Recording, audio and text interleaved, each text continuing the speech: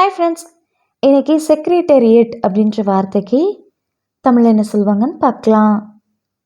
Secretariat secretariat இந்த வார்த்தைக்கு தமிழ் என்ன சொல்லுவாங்கன்னா செயலகம், அரசு அலுவலகம், நிர்வாக மையம்.